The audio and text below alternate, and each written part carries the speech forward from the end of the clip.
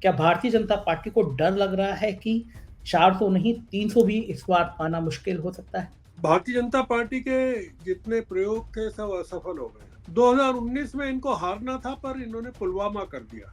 अब इनके पास कुछ है नहीं। आप मुझे बताइए कि क्या आपने हाल के दिनों में, पिछले एक दो दिनों में अयोध्या की कोई फोटो देखे क्या? नीतीश कुमार तो मान लिया जाए मानसिक रूप से विक्षिप्त हो गए, बीमार पड़ गए। इन्होंने जो धोखा दिया है उसका उसका उसका खामियाजा कौन भुगतेगा? इतने सालों तक ये एनडीए में रहे और बीजेपी के साथ मुख्यमंत्री रहे, इन्होंने कर्पूरी ठाकुर को भारत रत्न क्यों नहीं दिलवाया? मैं कह रहा हूँ कि अगर ये 220 सीटों तक ये बीजेपी पहुंचती है तो क्या लगता है आपको बीजेपी के अंदर भी कुछ स्वर ऐसे उठेंगे बगावत वाले, जैसे गडकरी है, शिवराज है, वसुंधरा है, योगी आदित्यनाथ है, ये लोग इतने अंदर से फूके बैठे हैं कि नीतीश कुमार से कहा गया कि आप साथ आ जाइए, हम आपको उपराष्ट्रपति बनाएंगे अगला। ये फ्लॉप हो गया पूरा का पूरा। नमस्कार, मैं संजय शर्मा। आप देख रहे हैं 4 पीएम न्यूज नेटवर्क। आखिर 400 सीटें पार का नारा देते देते प्रधानमंत्री जी हाफने क्यों लगे? प्रधानमंत्री जी को क्यों लगने लगा कि ये कुछ ज्यादा हो गया? और जो रिपोर्टें आई, जो संघ से रिपोर्ट आई, जो इंटेलिजेंस से रिपोर्ट आई, उसने जब तस्वीर दिखाई तो साहब को समझ आ गया कि 400 तो छोड़ो, बहुमत का आंकड़ा पार करना भी इस बार भारतीय जनता पार्टी के लिए परेशानी भरी बात हो सकती है। और उसमें भी सबसे ज्यादा झटका साहब को तब लगा जब ऑपरेशन अयोध्या फेल हो गया। राम मंदिर में प्राण प्रतिष्ठा के बाद जितने बड़े बड़े सपने देखे थे कि कम से कम चुनाव तक ये हर रोज सुर्खियां बना रहेगा, भीड़ उमड़ती रहेगी, लोग चर्चा करते रहेंगे, वो फ्लॉप हो गया। अभी हफ्ता भर नहीं हुआ है लेकिन टीवी चैनलों पे इसकी सुर्खियां गायब हो गई हैं। अयोध्या में जो रहने वाले लोग हैं वो बता रहे हैं कि अयोध्या के आसपास के जिलों के या हिंदी भाषी राज्यों के तो लोग आ रहे हैं, लेकिन बंगाल से, उड़ीसा से, महाराष्ट्र से, ऐसी जगह से, दक्षिण से लोग नहीं आ रहे हैं। और फिर अयोध्या में चर्चा होने लगी कि ये गुजरात के ठेकेदारों ने जो कांड किया है उसकी गूंज ज्यादा होने लगी। शबरी रेस्टोरेंट पे चाय 55 रुपए की मिलने लगी, पता चला गुजराती भाई का ठेका है। हंगामा मचा, उसके बिल की कॉपी हुई तो वहां के विकास प्राधिकरण ने नोटिस दिया। तब प्रधानमंत्री जी को लगा कि अब अगर बिहार, बंगाल और महाराष्ट्र ऐसे राज्य नहीं संभाले गए तो मामला गड़बड़ा जाएगा। सबसे कमजोर कड़ी थी बिहार की। नीतीश बाबू के सपने बहुत बड़े रहते हैं। उन सपनों की पूर्ति के लिए कभी वो इधर जाते हैं, कभी वो उधर जाते हैं, उन्हें कोई फर्क नहीं पड़ता लोगों ने पलटू राम कहे। तो फिर ऑपरेशन नीतीश का प्लान किया गया। नीतीश के लिए कुछ शर्तें भेजी गई। नीतीश को वादा किया गया कि उपराष्ट्रपति बना दिया जाएगा चुनाव में जीतने के बाद। और भी कुछ नीतीश से वादे किए गए। ये सारी बातें आज एक इंटरव्यू में मैं आपको सुनवाऊंगा। देश के जाने माने बहुत बड़े पत्रकार हैं श्रवणगर सर, नई दुनिया, दैनिक भास्कर, इन तमाम बड़े अखबारों के संपादक रहे हैं। और वो उस दौर के संपादक रहे हैं जब देश में पत्रकारिता की साख जिंदा थी। और केवल पत्रकार नहीं थे, शिवर सर जेपी मूवमेंट में जेपी जी के बहुत करीबी लोग थे। और जो बाकी बड़े बड़े नेता हैं, आप देखते हैं जिनके नाम सुनते हैं, शिवड़कर साहब के सामने बहुत जूनियर थे। खुद सुशील मोदी उनके बहुत अच्छे दोस्त रहे हैं। उन्होंने बिहार की राजनीति पे एक किताब लिखी है जो बहुत चर्चा में हुई। श्रवणगढ़ सर बिहार की राजनीति को हथेली की तरह जानते हैं। वो जानते हैं कि दर्द कहां से शुरू होगा और उसका इलाज कहां पर है। नीतीश ने जब पलटी मारी तो मैंने उनसे बात करी, समझने की कोशिश करी कि आखिर साहब इतने परेशान क्यों हैं, और अगर नीतीश इधर आ गए हैं तो फिर 2024 में इसका परिणाम क्या होगा। मैं आपको श्रवणगढ़ सर के पास ले चलता हूँ। मेरी रिक्वेस्ट है पूरा इंटरव्यू सुनिएगा। आपको इस इंटरव्यू में बहुत सारे ऐसे तथ्य निकल के आएंगे जो आपके होश उड़ा देंगे कि राजनीति ऐसे भी होती है। तो चलते हैं सीधे श्रवणगढ़ सर के पास। श्रवण सर, स्वागत है आपका 4 पीएम न्यूज नेटवर्क में। बिहार की एक घटना घटी और पूरे अंतरराष्ट्रीय स्तर पर ये चर्चा का विषय बन गया कि एक राज्य ऐसा है बिहार का कि जिसका मुख्यमंत्री हर साल बाद पलटी मार लेता है। और लोग उनको पलटू राम कह रहे हैं, लेकिन फिर कुछ लोग सवाल कर रहे हैं कि बीजेपी को क्यों नहीं पलटू राम कहा जाए। आखिर क्या कारण है कि प्रधानमंत्री जी कहते थे कि अब की बार 400 पार, इतना कॉन्फिडेंस है उनको राम मंदिर में प्राण प्रतिष्ठा के बाद। तो फिर नीतीश बाबू को हर बार गलभैया लगाने के लिए उनके नखरे उठाने की ज़रूरत क्यों पड़ी? क्या भारतीय जनता पार्टी को डर लग रहा है कि 400 नहीं 300 भी इस बार पाना मुश्किल हो सकता है? देखिए, मेरा ऐसा मानना है संजय जी कि भारतीय जनता पार्टी के पास बहुमत भी नहीं मिलेगा। अगर ईमानदारी से चुनाव होंगे तो देश में कोई ऐसा राज्य नहीं है जहां से भारतीय जनता पार्टी को 272 सीटें भी मिल सके। भारतीय जनता पार्टी के जितने प्रयोग थे सब असफल हो गए और वो जो पिछले चुनाव को जीतती रही है, देखिए 2 चुनाव जीते हैं। 2014 का चुनाव तो एक ऐसा था कि जो भ्रष्टाचार के खिलाफ सांप्रदायिकता को मुद्दा बनाकर जीत गए। लोग भी एक परिवर्तन चाहते थे और 2G 3G कोयला घोटाला तमाम चीजें इन्होंने उठाई। 2019 में इनको हारना था पर इन्होंने पुलवामा कर दिया। अब इनके पास कुछ है नहीं, कुछ भी नहीं है। 10 साल में इन्होंने कुछ भी नहीं किया, सिर्फ सांप्रदायिक वैमनस्य फैलाने, समाज को बांटने, अल्पसंख्यकों को असुरक्षित करने, और जो गुजरात का प्रयोग था जो इन्होंने किया था कि हिंदू वोटों को प्राप्त करने का एक ही तरीका है कि उनको उनके मन में मुसलमानों के प्रति असुरक्षा की भावना पैदा कर दो। वो उन्होंने उत्तर प्रदेश में कर लिया, 2017 में भी किया, फिर 2022 में भी किया। आपने देखा कैराना को, मुजफ्फरनगर को कैसे एक्सप्लॉइट किया है इन्होंने। अब क्या हो गया है कि जनता समझ गई है,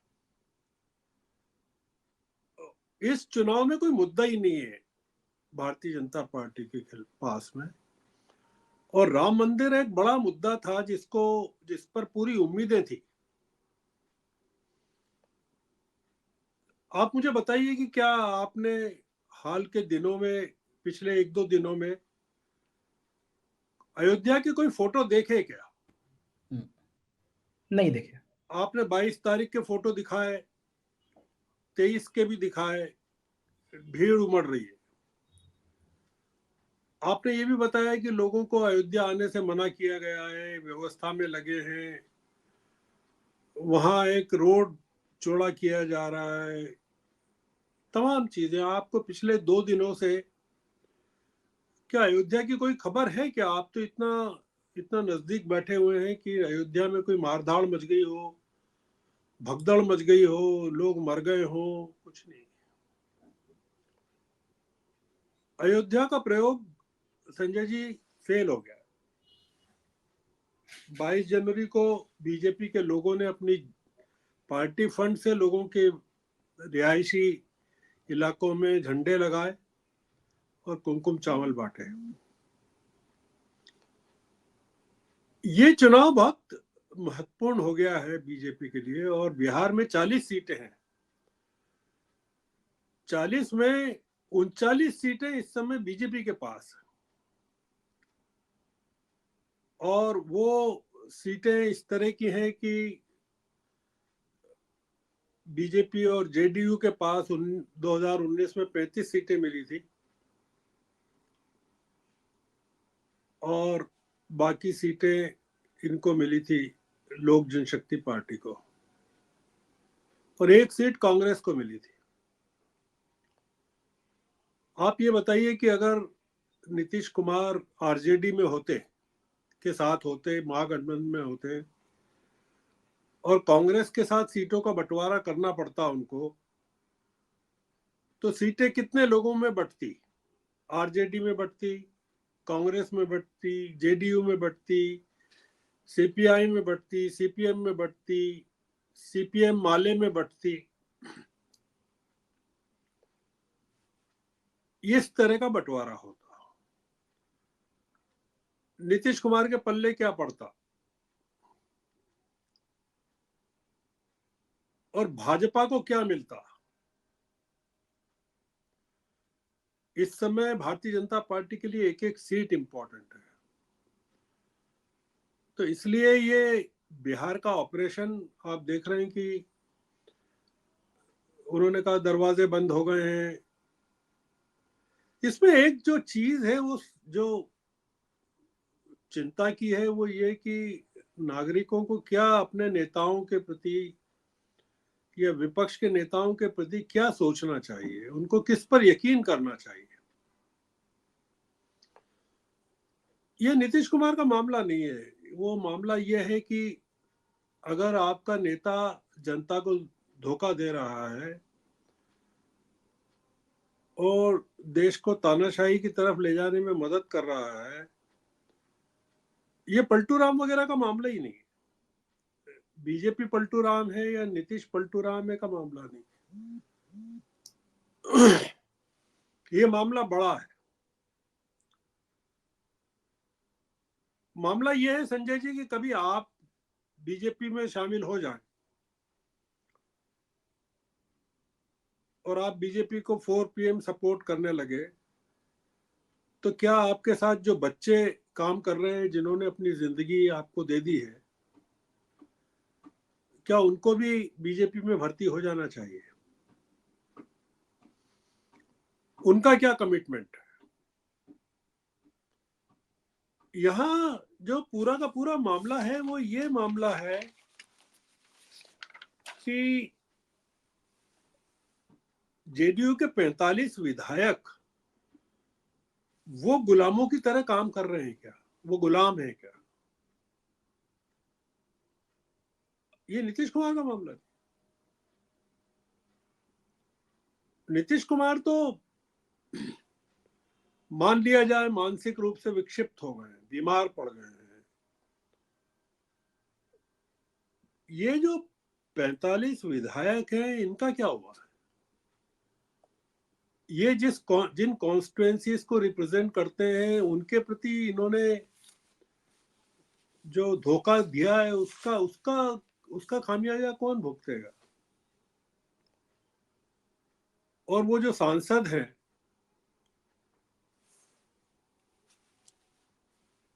वो क्या मतलब कोठे बदल रहे हैं कि क्या?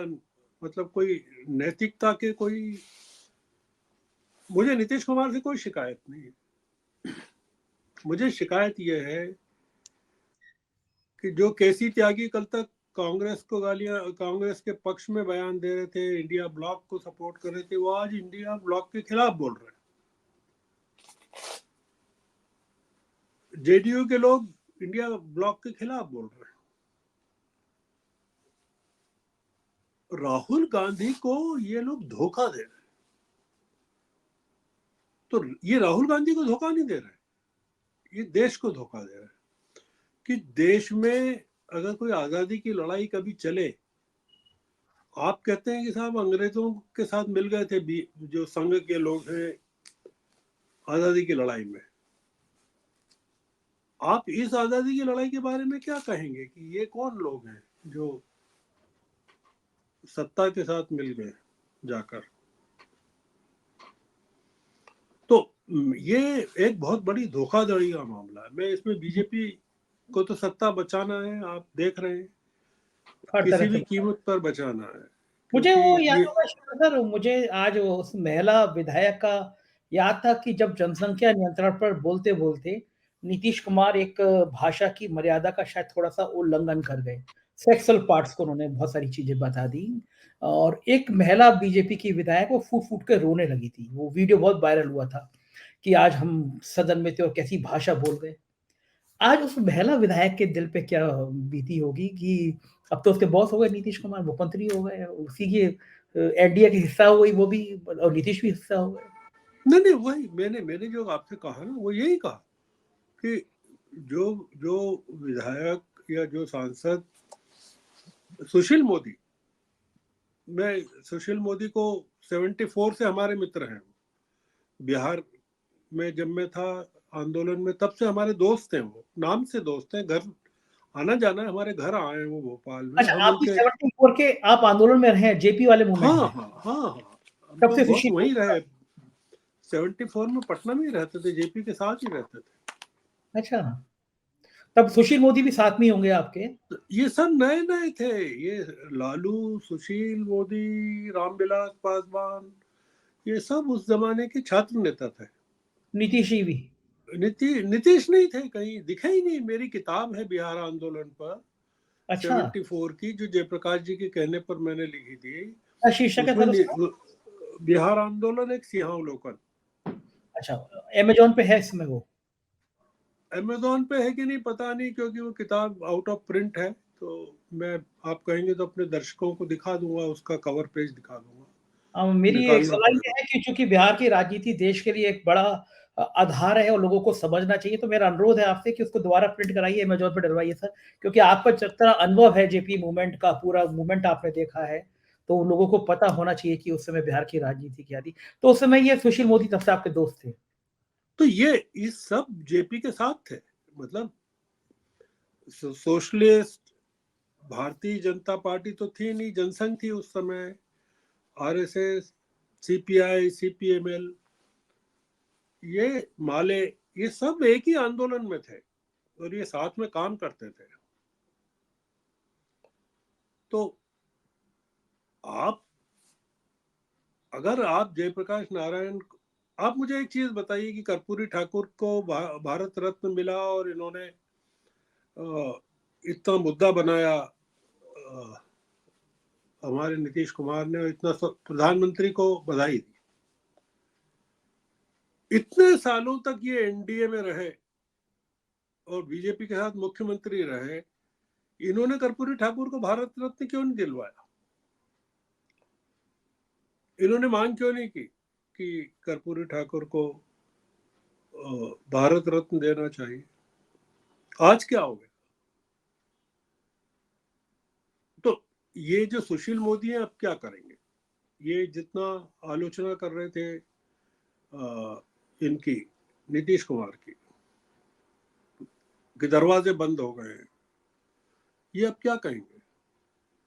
शाह बिहार ने की जन शाह ने बिहार भी की कहा था सर, दरवाजे। बिहार की बिहार की जनता इनको मुंह तोड़ जवाब देगी।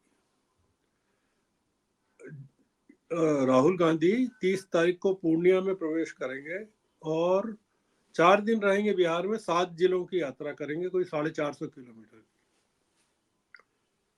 वो धोखे रख देंगे इनको।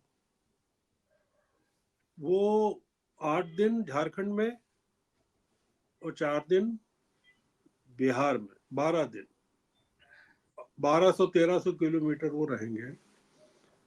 वो सफाई कर देंगे पूरी की पूरी, इनकी, बीजेपी की भी। और अगर ईमानदारी से चुनाव अगर हुए, संजय शर्मा जी, मेरा ऐसा गणित है ईमानदारी से कि 220 सीटें या 230 सीटें बीजेपी को मिलेंगी, बस। बस। मैं आपको गणित करके बता सकता हूँ कि 230 सीटों से ज्यादा नहीं मिल सकती। माय गॉड, इनके तो सारे सपने खत्म हो जाएंगे। ईमानदारी से हो तो, ईमानदारी का कह रहा हूँ, इसमें ईमानदारी की बात है कि किसी तरह का कोई भ्रष्टाचार नहीं। सरकार क्यों डरी हुई? आप मुझे एक चीज बताइए कि अगर राम मंदिर है, इतना काम किया है सरकार ने, देश का हिंदू अगर इनके साथ है, 80% हिंदू इनके साथ है, तो डरना क्यों चाहिए? और अगर इंडिया ब्लॉक पूरी तरह कमजोर है, खत्म हो गया है, उसमें फूट पड़ गई है, तो इनको क्यों डरना चाहिए?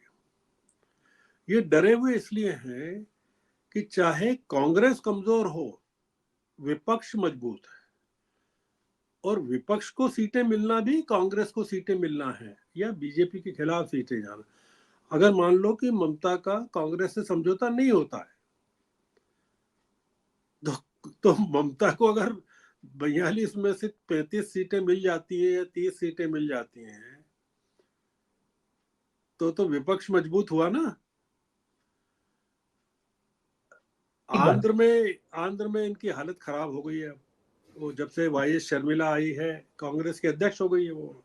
हाँ, तो आप सोचिए, केरल से चलिए, केरल की 20 सीट, तमिलनाडु की 39 सीट, कर्नाटक की 28 सीट, फिर तेलंगाना की सीटें, फिर आंध्र की 25 सीटें, 20-25 जो भी हैं, और अब तो उड़ीसा भी जो है वो, जब से ये 17 जनवरी को पूरी के कार्यक्रम का बाइकआउट और ब्लैकआउट किया मीडिया ने, मोदी मीडिया ने, तब से आप ये मान के चलिए कि जो बीजेडी है वो बीजेपी का सफाया कर देगी वो उड़ीसा में। अच्छा, अगर आपकी एक बात जी, जी, जी प्लीज़ कंटिन्यू। ये कंटिन्यू करना नहीं अपनी नहीं, बात। हाँ मैं ये आप पूछा बोलिए। कि अगर मैं कह रहा हूँ कि अगर ये 220 सीटों तक ये बीजेपी पहुँचती है, तो क्या लगता है आपको बीजेपी के अंदर भी कुछ स्वर ऐसे उठेंगे बगावत वाले, जैसे गडकरी है, शिवराज है, वसुंधरा है, योगी आदित्यनाथ है, ये लोग इतने अंदर से फूके बैठे हैं? देखिए, जैसे ही इनका बहुमत गया, कमजोर हुआ, मोदी जी कमजोर हुए, वैसे ही बीजेपी पूरी तरह से बदल जाती है। इनको डर केवल ये है, जो ऊपर के 2 लोग, 3 लोग, 4 लोग हैं, वो वो प्रतीक्षा में है। आप क्या समझते हैं शिवराज सिंह क्या करेंगे? क्या इस बार 28 सीटें मिल जाएंगी मध्य प्रदेश में? 29 में से 28 मिलेंगी इस बार? शिवराज सिंह क्या वैसे ही काम करेंगे जैसे, और मोहन यादव क्या मध्य प्रदेश में सीटें जितवा देंगे? और ये अभी जो चुनाव हुआ था, वो शुद्ध रूप से शिवराज सिंह ने जितवाया। आप क्या समझते हैं कि राजस्थान में वो जो शर्मा जी हैं वो जितवा देंगे, और वसुंधरा मदद करेंगी उनकी पूरी तरह से? छत्तीसगढ़ में क्या वो जो साय है, विष्णु साय, वो जितवा देंगे पूरा का पूरा चुनाव? पूरे देश में इस समय माहौल जो है वो परिवर्तन का है। इसलिए ये जो नीतीश कुमार को जो तोड़ा गया है, वो बहुत स्ट्रेटेजी के तहत तोड़ा गया है।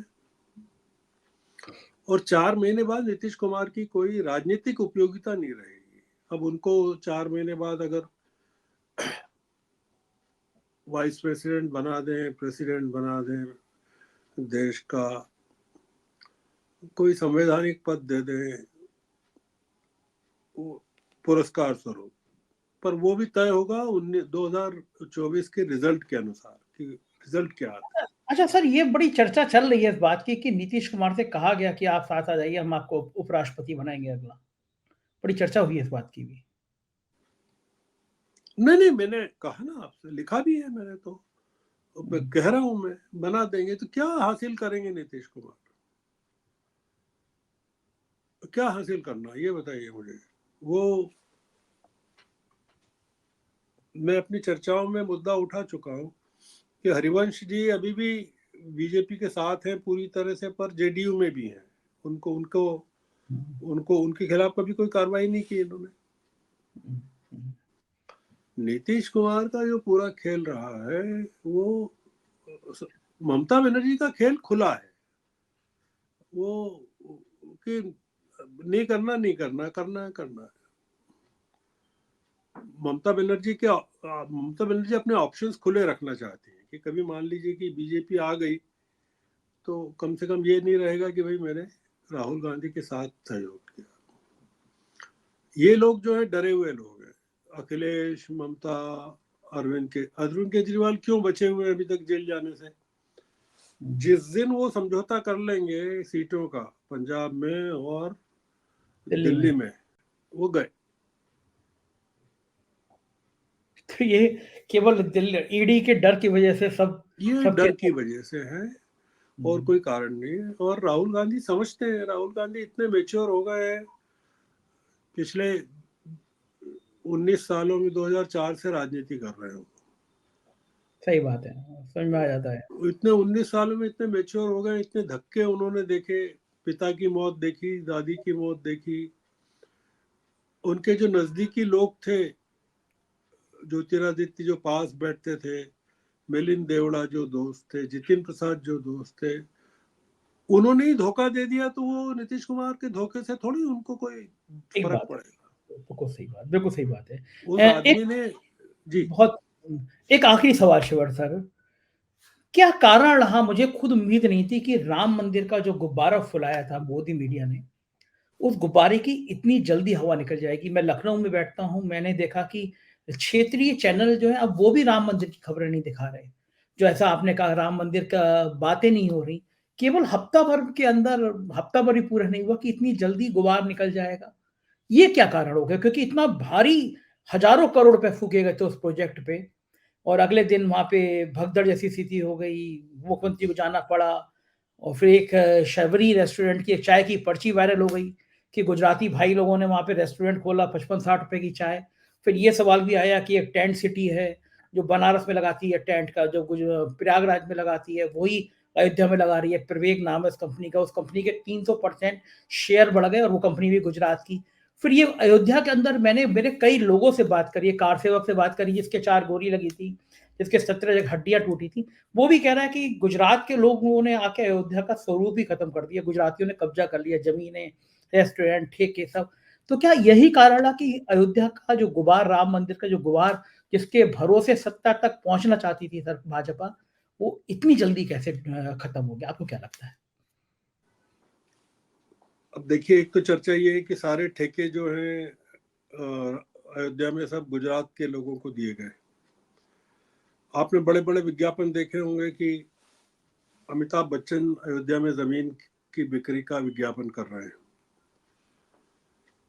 और कितने 1 करोड़ और कुछ लाख में कितने स्क्वायर फीट या मीटर जमीन बिक रही है वहाँ। वो जो लोग जमीन खरीदेंगे, उन सोचिए आप उनकी क्या हालत होने वाली है।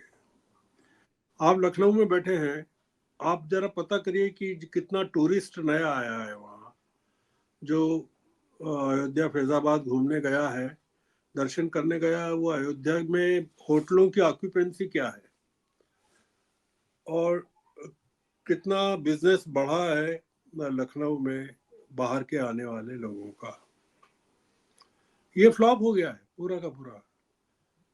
ये लगा था कि बनारस में जो उन्होंने कॉरिडोर बनाया, उसके बाद ये जो